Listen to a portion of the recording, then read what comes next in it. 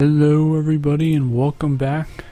We've got our next game in the Western Kentucky Dynasty at Navy here. They've got the guys parachuting in, and the atmosphere here at Navy in Annapolis, Maryland, pretty big. I've actually been to the stadium. I used to live in Maryland, and I went to see a Navy game. It was way back, I think it was probably about 10 years ago now. They played Georgia Tech and got destroyed 70-7. Navy was pretty bad then. Navy's definitely improved since those days. But here we go anyways, starting off. Trying to get some momentum and shut that home crowd down. We're taking a shot and we're not going to get it on third down. So we would fail to get anything going on our first drive, and now we have to stop this rough Navy option attack, and it's tough to stop. Last year we played Navy at home in our first season, and this guy breaks about 4 tackles before he goes down, and we held them to only 6 points, and we contained their offense pretty nicely. The option offense is pretty difficult to stop. You can know it's coming, but they still can kill you with it. So they get 3 points to start off, and then a penalty on the kickoff would plant us inside our own 10-yard line. Luckily we get out of there with a nice pass to Bo Brand, but a third down incompletion there as Cruz was pressured would end the drive for us, but we would hold them to a 3-and-out, and John Evans here on the punt return. He's going to get some amazing blocks and make a great cut, and it's going to be all she wrote because John Evans is going to take the punt 81 yards for the touchdown, and special teams getting it done. We don't have a whole lot of special teams plays like that with the exception of field goals, but you don't see a whole lot of returns for touchdowns. So we're up 7-3 late in the first quarter, and now Navy getting their option attack going again. Nice little gain there. Their quarterback Miller, he is a solid quarterback running the option, and we gotta find a way to stop these guys. I mean, they've got all these different plays that have your defense running all over the field, but luckily we closed in on that play big time to stop them on third down. So now it's our ball once again, and we're gonna find Joel German. He is turning out to be quite the star receiver on this team. He is a go-to guy. And we go for the screen pass, and unfortunately I tried to force it in there, and the defensive end is going to get the pick six, something you do not see very often. There it is. We forced the screen, and now we're down by a field goal. So we're going to try and get something going with Keyshawn Simpson, and he is just such a big part of this offense, and we're going to run right through defenders. Getting a first down again. He is just tearing it up. We're going to, after that pick six, we're just going to run right at him and just show him we're not afraid right now. We're going to go right over the middle to Rico Brown for the first down. We're just going right down the field. Even the fullback Kadeem Jones is getting in on the action. Look at that. And so now we're pulling German in motion on 3rd and 6. It's a screen pass, and Cruz gets it away at the last possible second. Bo Brand is in for the touchdown. It wasn't the prettiest screenplay, but it's a touchdown, so you don't really care. At that point, 14-10, we are leading Navy, and then Miller is going to bust right through as we miss a tackle in the backfield. We miss an opportunity to tackle in the backfield, and they're going to continue to run right at us, not afraid at all to just continue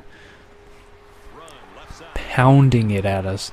First down again for Navy, as they love running straight out of those flex bone formations, but we get the sack, passing something they don't really do a whole lot of, and we get them on 3rd down, and they would actually miss the field goal on that drive. So we jump ahead to the very end of the first half, as not much had happened in between that point. And what happens here, their tight end, I believe, somehow comes down with it and breaks a tackle. Luckily, we stop the touchdown opportunity at the end of the first half. So it's 14-10 going into the second half of play. They look a little play action here, and Miller is going to get slammed on a scramble. So 3rd and 8. What are they going to do? What are they going to do? Chuck it up there, and our pass defense getting it done. Of course, Navy not really a passing team, so it's not really a threat. And there's German again. This guy is everywhere, making plays. He is a playmaker. So now Cruz back to pass. He's got Murphy. Murphy was open, beat his man, and he's a tight end. So what do you expect? He's going to drop it. But we pin them back inside their own 10-yard line and actually have them inside their 5 now on 2nd and 13. But Miller is going to bust a big run, and Keontae Young is going to save a potential touchdown even. He might have been able to bust that off for a touchdown, but nonetheless, 40-yard run for Miller. And then he's going to take off again on 2nd down. They are running all over our defense now, and we just can't seem to stop them. But Miller would be injured, and their backup would have to come in and clean up the mess. But look at this. Look at this running right here. We're going to push him out inside the 5. And now we would go offside or get an offside penalty and put them at the 2-yard line. But on 2nd and goal, we're looking to stop them again. Our defense swarming, so it's 3rd and goal. We can come up with a big stop. But it's easy touchdown. Walks right in. The backup quarterback getting it done for Navy, so they lead now 17-14. There you can see that again. Andrew Jackson just missing on his chance to stop that short of the goal line. And now it's 2nd and 7. We're going to get something going. Who else but German coming up with the reception again? He is pretty much our star receiver at this point. And look at Cruz has all day to find Rico Brown coming across the middle of the field and making things easy. We run another screenplay, and this time no pick 6. There is a flag on the play, but Keyshawn Simpson takes it all the way. But it looks like it's coming back because it's holding. The dreaded holding call comes back to bite us on that one, and that erases Keyshawn Simpson's touchdown, unfortunately, in the Big Red. He's not very happy about that, and neither was I, so we're going to have to make up some ground now on 3rd and 11. And Cruz looking back to pass, and Murphy, this time, he makes the catch. What a move he made on the defensive back to throw him off. Murphy in the end zone for a touchdown. And here, look at the replay. Look at the move that Murphy is going to put on his man. And he's not the fastest guy around, as you can see, lumbering down the field as a tight end, but he makes up for that big drop that he had earlier in the game. So 4th quarter, we're leading by 4 points. We gotta come up with a nice stop here because they could easily come just like that, right down the field and take the lead if they wanted to. So our defense really trying to get a big stop here on 3rd down west. We put a spy on him, and the spy is going to get the sack. This was exactly my plan here, not to let him scramble if there's nobody out there. And that's why you call a spy on these types of quarterbacks, because you take away that option to scramble. And then Keyshawn Simpson gets a nice set of blocks on the outside there, and he gets a big run. But that would be all that we could do on that last drive, so we would give it up to Navy. And the Midshipmen now, 3 minutes to go in the game, and we get a sack on 3rd and 5. And that's not looking too good for them. The freshman, Nicholas Brown, getting the sack. He's having a great season for a freshman year. Now we're looking to eat some clock away, and we find Bo Brand coming on the slant route.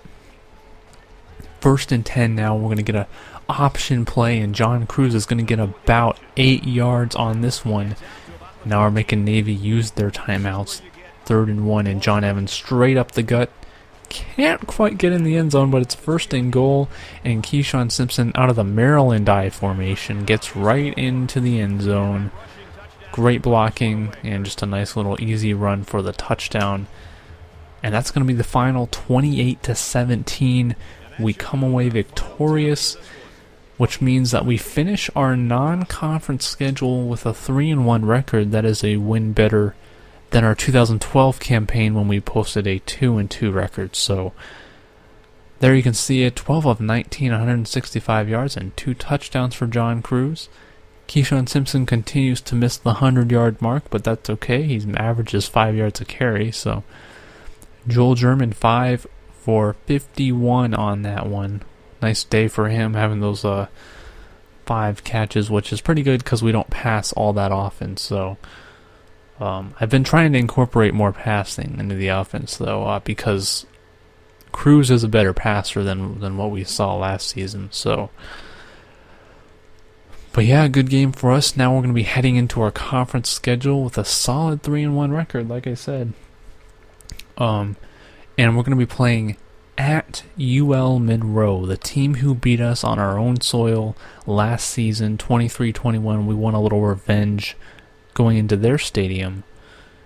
And there you can see their quarterbacks and the distribution of running plays for them. I like how that's pretty well represented in this game. They do a good job of that. But we got burned for 116 yards through the air from one of their receivers. That's just, you don't see Navy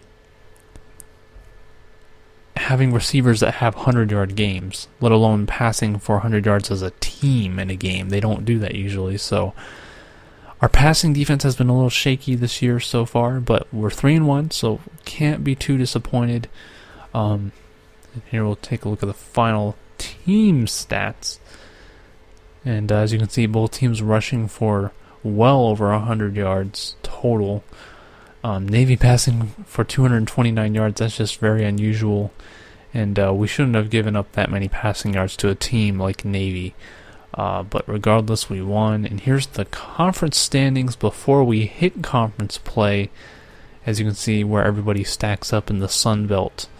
Like I said, UL Monroe, they're 1-3 so far this season, so we're looking to get that revenge victory from last year. And here are the NCAA Players of Week 5, and you can check out their stats there. In the Sun Belt Players of the Week, both out of Troy, who had a big win against Arkansas State. Well, 381 yards, not too shabby for the senior Corey Robinson, but I will see you guys all around next time.